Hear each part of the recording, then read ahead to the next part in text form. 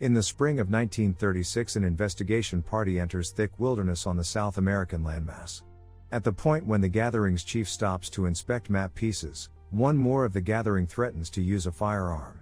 The pioneer, hearing the snap as the turncoat cocks the gun sledge, pulls out a bullwhip and incapacitates the man, sending him escaping back through the wilderness. The one who masterfully employs the bullwhip is Dr. Henry Indiana Jones Jr., Harrison Portage, a prehistorian with a standing for ponderous field work that takes him all over the planet looking for old fortunes. Indy and his leftover buddy, Sapito, Alfred Molina, enter a damp and harshly immense cavern, where a contender of his, Forrestal, vanished. Inside the cavern are a few snares manipulated by the old individuals who concealed a little, significant sculpture there. One of the snares is found to have speared Forrestal. Jones finds the vestibule where the sculpture sits on a platform and is safeguarded by an intricate arrangement of strained touchy stones that discharge dangerous darts from the encompassing walls. Jones keeps away from the booby-caught stones and comes to the symbol. He deftly replaces the symbol with a sack of sand, passing judgment on the heaviness of the fortune by sight. In any case, the weight isn't exact, the platform sinks and the chamber starts to fall. Jones runs, barely keeping away from the darts. At the point when he shows up at an abyss he and Sapito had crossed before utilizing Jones's bullwhip, Sapito crosses securely yet will not give Jones his whip except if he gives him the symbol. Indy tosses him the icon yet Sapito drops the whip and runs off. Jones figures out how to hop across and pull himself up and get away from under the stone entryway that closes. He finds Sapito dead, killed by the very trap that killed Forrestal. Jones recovers the symbol and must by escape while an enormous rock surges toward him. He jumps out of the cavern's entry similarly as the rock hits, fixing it. Apparently protected, Indy is cornered by the Jovetos, the nearby clan, who are driven by Dr. René Belloc, Paul Freeman, a presumptuous French classicist who is a long-term opponent and foe of Indy's. Indy hands Belloc his gun and the icon. At the point when Belloc raises the icon and the Jovetos bow, Indy escapes and is saved by Musclehead, Fred Sorensen, flying a seaplane. However, Indy, a conceited ophidiophobe, isn't satisfied to track down Musclehead's pet snake Reggie in the cockpit with him. Back stateside, Indy shows an archaic exploration class and is as yet resentful about the deficiency of the sculpture, which he derives Belloc is taking to Marrakesh to sell on the underground market. Indy has found pieces he feels will pay for an excursion to Marrakesh to track down Belloc, yet Indy's companion Marcus Brody, Denholm Elliott, runs that expectation by illuminating him that two armed force knowledge officials need to converse with him about Abner Ravenwood, his previous educator, who was his companion until Indy said a final farewell to his girl, Marion, Karen Allen. The military officials are concerned in light of the fact that they've caught a German link concerning a mammoth archaeological dive in the Egyptian desert not a long way from Cairo. At the point when they read the link, Indy and Marcus understand the Nazis have found Tanis, an old city since a long time ago covered in a colossal dust storm in 980 BC. What's more, the conceivable entombment site of the Ark of the Pledge. The Ark was worked by old Jews to hold the stone tablets on which Moses recorded the 10 rules. Indy rapidly makes sense of for them the requirement for an item referenced in the dispatch, the headpiece to the Staff of Ra, which will uncover the area of the Ark at the Nazi removal. The military men are dazzled by Indy's and Marcus' information on the Ark, yet Indy lets them know the man top is Ravenwood, who has been living someplace in Asia for quite a long time. At the point when Indy shows the specialists an image of the Ark, it portrays it utilizing incomprehensible damaging power. Marcus additionally says seriously that any military that conveys the Ark into fight is invulnerable. Indy flies to Nepal, trailed by a Nazi specialist, Tote, Ronald Lacey, to address Marion Ravenwood, who runs a cafe and bar, and who can outdrink anybody, since he really wants the headpiece to the Staff of Ra. Marion, actually unpleasant over their separation, regardless acknowledges when Indy offers her $3,000 and the commitment of more when they return stateside. She is secretive about the headpiece, and after Indy leaves she uncovers that she'd been wearing the headpiece on a chain around her neck. She looks it over nicely and puts it on a little wooden figure on the table. Tote and a few Sherpa heavies enter the bar and keep Marion prisoner, with Tote prepared to torment her for the headpiece. Indy returns and a firefight ejects, during which the chimney is unstuck and the structure starts burning to the ground.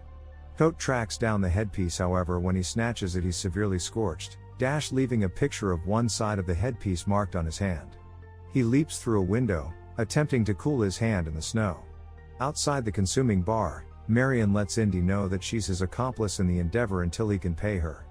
The two fly to Egypt to see Indy's buddy, Salah, John Rice-Davies, one of the country's best tractors, who is dealing with the Nazis' side and who uncovers that the Nazis are helped by a French excavator, Belloc. However, the dig has revealed quite a bit of Tanis. Indy realizes that they won't ever track down the Ark's area without the headpiece. Salah says he knows a man who can peruse the old engravings that give the exact estimations of the staff. Afterward, while shopping at a Cairo market, Indy and Marion are gone after by Blade employing Bedouins working for Nazi specialists. Indy fends them off, yet in the disarray Marion is caught in a huge bin and taken by two of the psychological militants. The work to find her is held up by a man waving a blade in scaring design. The fighter is nonchalantly shot down quite expeditiously by a completely disinterested Indy. Before long, Indy recognizes a crate conveyed to a truck loaded up with explosives and is discharged on by a submachine firearm using attacker. His Nazi commandant arranges the Middle Easterners to take off, however Indy shoots them and the truck crashes, detonating and obliterating the container. Hopeless over losing Marion, Indy suffocates his distresses in liquor at a close-by bar, however is met by additional Nazi specialists who escort him to a table where he finds Belloc, who joyously discusses tracking down the Ark.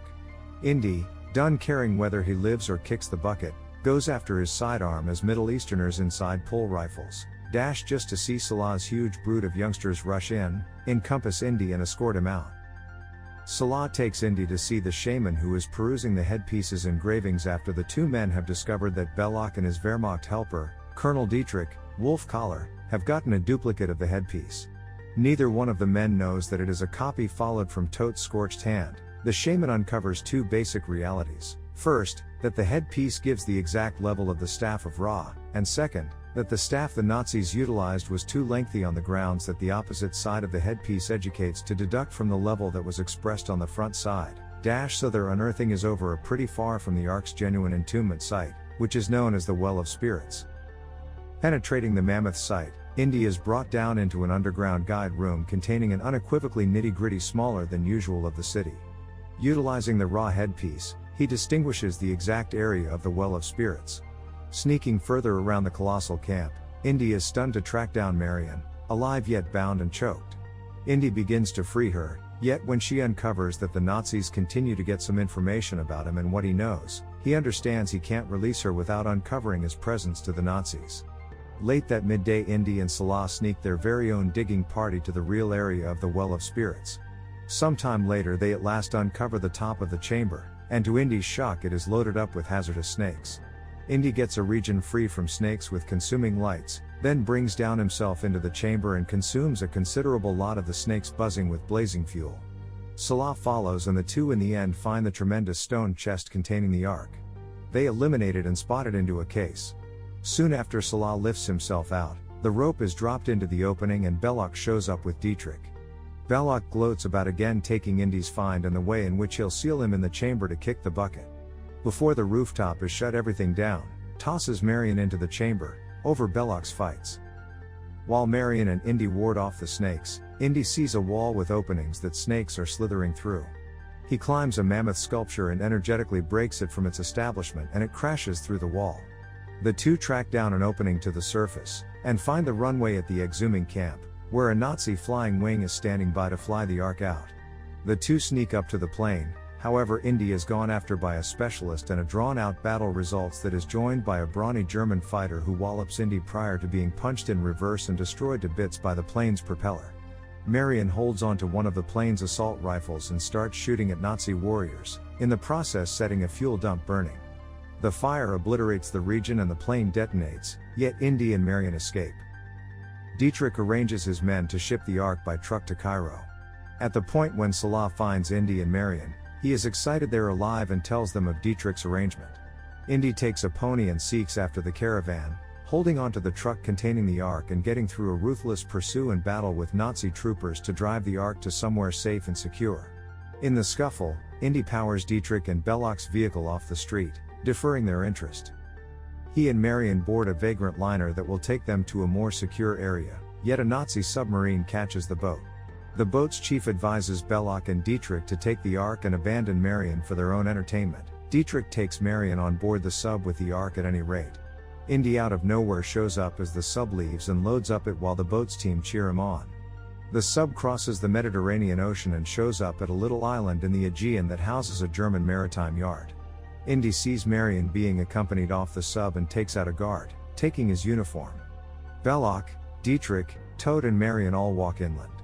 At the point when they enter a gulch, Indy holds them generally under control with a German rocket launcher, taking steps to obliterate the Ark.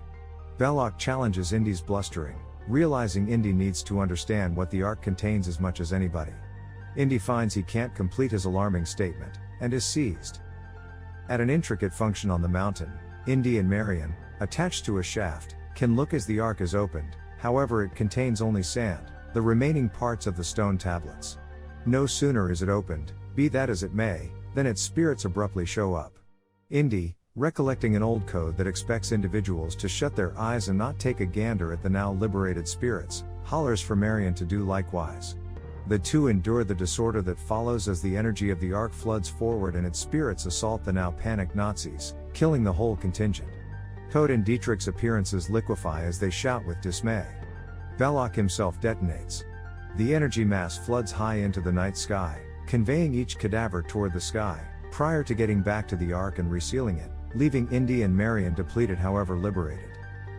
Weeks after the fact, Indy and Marcus fight with the military officials over the whereabouts of the Ark, Indy furious that the military has no clue about what it has in the Ark, however it seems they truth be told do comprehend what they have. Be that as it may, the Ark is fixed in a wooden container, stepped with an administration chronic number and just wheeled into a huge stockroom containing great many comparative looking boxes.